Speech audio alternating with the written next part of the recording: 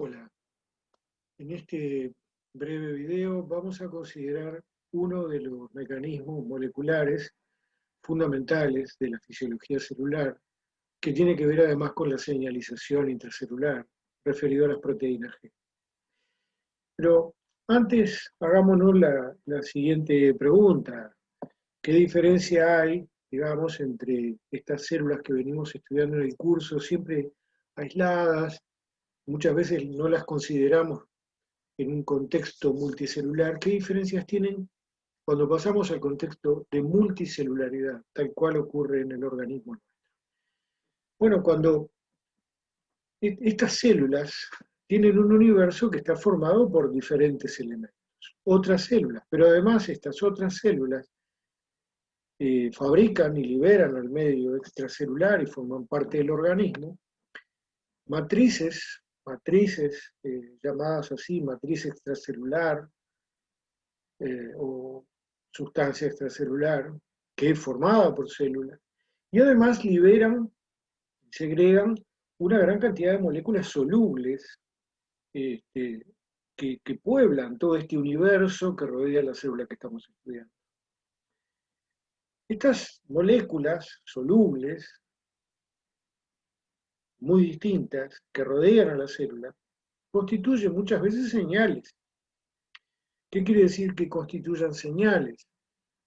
Constituyen, pueden ser leídas como mensajes por esta célula. Si esta célula posee receptores capaces de reconocer a estas moléculas solubles, puede reconocer su presencia y eso puede desencadenar una serie de cambios intracelulares, una serie de cambios en el comportamiento, en la estructura, en la fisiología de estas células. Bien, estas señales entonces pueden ser moléculas solubles, cosa que en general es un concepto que todos tenemos, ¿verdad? Las hormonas, los neurotransmisores, por ejemplo, son moléculas solubles que actúan de esa manera. Pero también pueden ser señales, por ejemplo, las moléculas de reconocimiento y adhesión.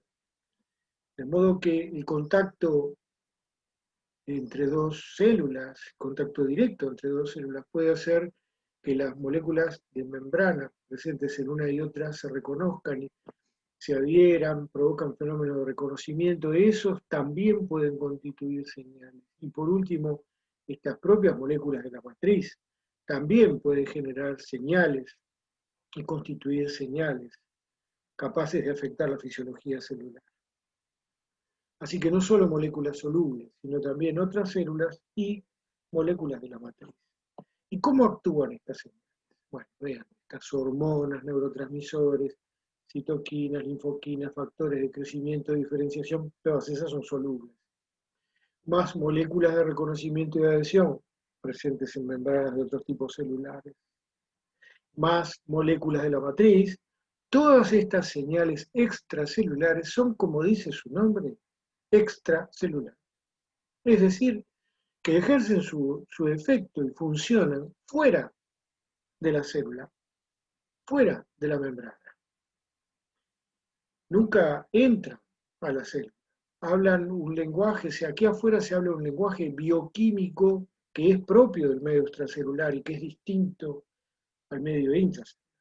Entonces, para provocar un efecto biológico, estas señales extracelulares requieren de todo un sistema constituido, en primer lugar, por un receptor ubicado en la membrana que es capaz de recibir esa señal y sufrir una serie de cambios que habiliten y activen vías de señalización intracelular que son las que van a llevar a la producción del efecto biológico.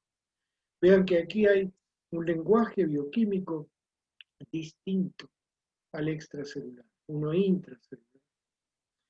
Y por lo tanto, a todo este fenómeno se le llama transducción de señales. Estamos cambiando un tipo de lenguaje por otro tipo de lenguaje. Hay una excepción, como marca esta flecha, siempre en biología parece haber excepciones, pero hay algunas moléculas que son capaces de atravesar la membrana. Son liposolubles, moléculas pequeñas, que pueden difundir fácilmente a través de la membrana. Y si son señales, bueno, pueden actuar directamente dentro de la célula y no pasan por toda esta serie de etapas, no tienen receptores en la membrana ni activan vías intracelulares de señalización, pero son las menos, son excepciones. Nosotros vamos a hablar de la mayoría. ¿Cómo hacen las células para regular? ¿Cuáles son los mecanismos moleculares de regulación de la fisiología celular? Parecería que la respuesta a esto debería ser una infinidad de mecanismos, porque la célula realiza tantas funciones tan complejas, tiene una fisiología tan compleja, que parecería que debería haber muchísimos mecanismos de regulación. Sin embargo, no es así. No son infinitos ni tantos, son tres. La regulación alostérica de proteínas, que ustedes ya han visto en otras partes del curso y que no vamos a abordar. El ciclo de las proteínas G y el ciclo de fosforilación de proteínas. De estos tres mecanismos, en este video nos vamos a referir al ciclo de las proteínas G. Las proteínas G son proteínas que se llaman así porque son capaces de fijar estos nucleótidos, GTP o GDP. Y pueden estar unidos a uno o a otro en forma reversible. Cuando están unidas a GTP, pueden hidrolizar este GTP, liberando un fosfato y quedando entonces asociadas a una molécula de GDP. Y cuando están asociadas a una molécula de GDP, pueden intercambiar este GDP por un GTP fresco, de modo de volver al estado inicial. Sea cual sea el inicial, digamos, es un estado, una condición de reversibilidad. El paso de proteína G unidad GTP a la unidad GDP, o sea, la hidrólisis del GTP, es catalizado, es activado, mejor dicho, por proteínas activadoras de esa actividad GTPasa. Tienen una cinética muy baja como GTPasa las proteínas G. Entonces, en general, para que se produzca esta hidrólisis requieren de estos factores reguladores que se llaman GAP, o proteínas activadoras de la actividad GTPasa. A su vez, el intercambio de nucleótidos, el intercambiar GDP por un GTP fresco, digamos, nuevo, también debe ser estimulado por factores intercambiadores de nucleótidos, llamados así. Pese a que tienen mayor afinidad por GTP, igual la cinética del cambio es baja de esta reacción y por lo tanto también es sujeta a regulación. Así que tenemos una proteína que puede tener dos estados, puede pasar de uno a otro en forma espontánea, pero como esos cambios son lentos, tienen una cinética muy lenta, muy baja, deben ser regulados. Vean entonces que estamos en presencia de un regulador que tiene dos fases. Funciona como un switch. Puede apagar y prender cosas. Existen dos grandes superfamilias de proteínas G, las proteínas G monoméricas y las heterotriméricas, según estén formadas por un único monómero o por una única subunidad o por tres subunidades unidas formando ese heterotrímero, subunidades que se denominan alfa, beta y gamma. Comencemos por considerar las monoméricas, aunque lo que vamos a decir ahora aplica a todas. Estas proteínas G tienen tridimensionalmente una especie de bolsillo, hendidura, en la cual puede entrar el núcleo. Ahora bien, según esta unidad GTP o GDP, la forma de la molécula, debido a esas interacciones moleculares que muestra la figura, se modifica. Entonces la conformación tridimensional de la proteína no es la misma cuando está unida a GTP y cuando está unida a GDP. Eso hace que de alguna manera podamos considerar esta proteína G como una llave de encendido y apagado que tiene dos posiciones. Y el cambio entre una posición y la otra se regula por su unión a GTP o GDP. Supongamos que esta es la proteína, aquí amarilla, unida a GDP. Puede pasar, cuando intercambia ese GDP por esta molécula de GTP, a proteína GTP. Y puede, cuando hidroliza este GTP, volver al estado que describimos primero, unidad GDP. Aquí se representa, con estas líneas en zigzag, ácidos grasos de diferentes tipos que se insertan en estas proteínas que son citosólicas de forma posttraduccional, covalente, y hace que estas proteínas queden asociadas a la membrana por la inserción de estos ácidos grasos en la monocapa citosólica de la membrana plasmática. Así que van a estar asociadas a la membrana plasmática del lado citosólico. Vean ustedes, decíamos que la hidrólisis de GTP, la actividad GTPasa, en suma, de la proteína G, debe ser activada por estos factores. Y el intercambio también es, como decíamos hoy, sujeto de regulación por estos factores intercambiadores de nucleótidos. También puede ser inhibido por otros factores que inhiben este intercambio. Las señales, esas de las cuales estamos hablando, las señales extracelulares, algunas de ellas, son capaces de modificar el estado de las proteínas G. A veces porque modifican la actividad de estos intercambiadores de nucleótidos. Y al hacer eso, van a poder modificar el estado de las proteínas G, como vamos a ver un poquito más adelante. Esta superfamilia de proteínas G monoméricas tiene diferentes familias. La familia de RAS, de RO, de RAB, de SAR, de RAS, de RAM. Tienen una enorme cantidad de representantes, tanto en mamíferos como en levaduras, y lo que es muy interesante es que son proteínas extremadamente conservadas en organismos que son evolutivamente divergentes, es decir, que hay una gran conservación de estos mecanismos moleculares, parecen ser muy exitosos, muy buenos.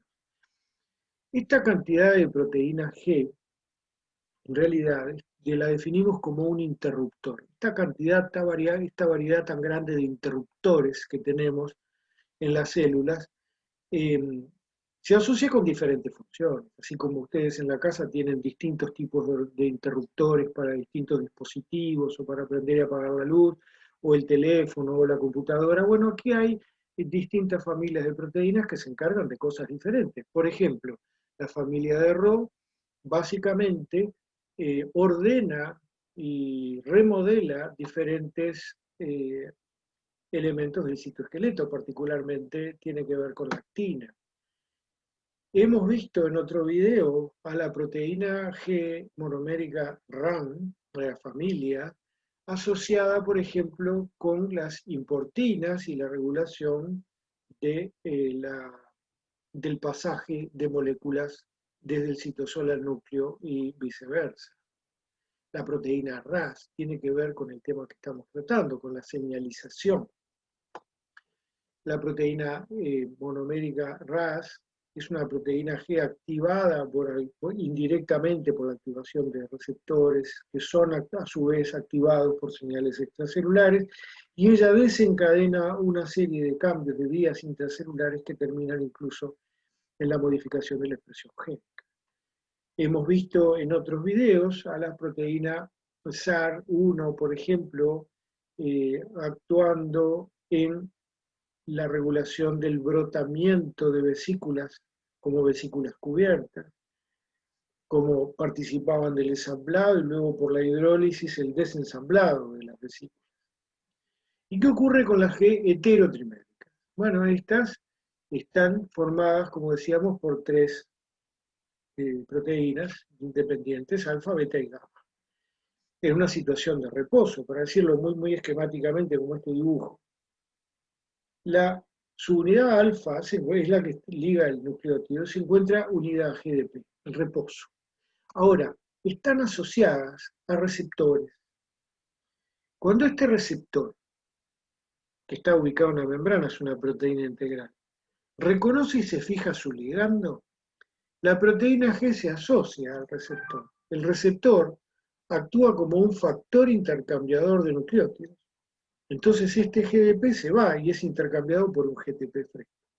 Eso hace que la proteína G cambie de conformación, se separe en la subunidad alfa por un lado y el heterodímero beta-gamma por otro. Y ambos van a tener sus efectos dentro de la célula. Vean que siguen aquí, asociadas a la membrana. Esta línea roja representaría ese ácido graso ubicado en la monocapa interna citosólica de la membrana plasmática.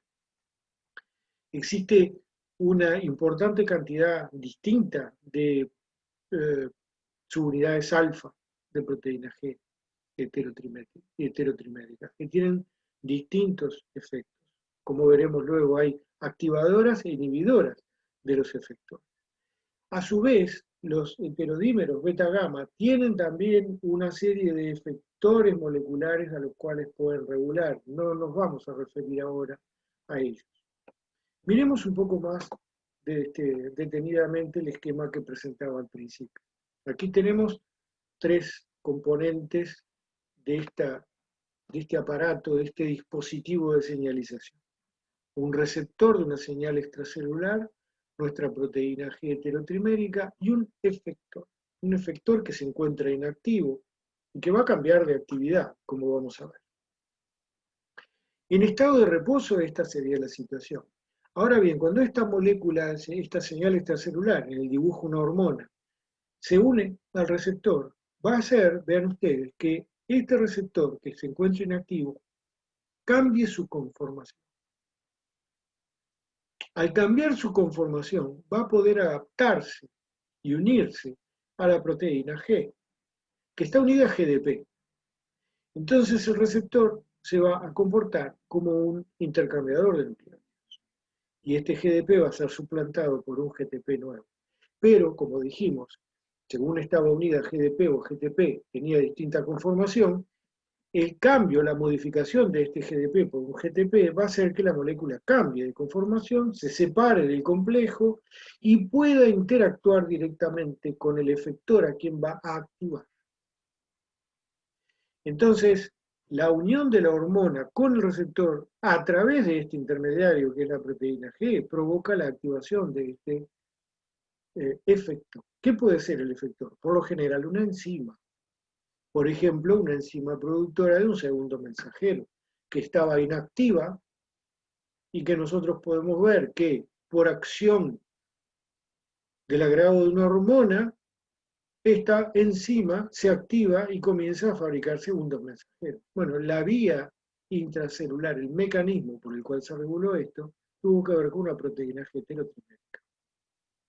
Luego el sistema vuelve a reposo. Un concepto importante, para no entreverarnos, es tener cuidado con la palabra de activar o inhibir.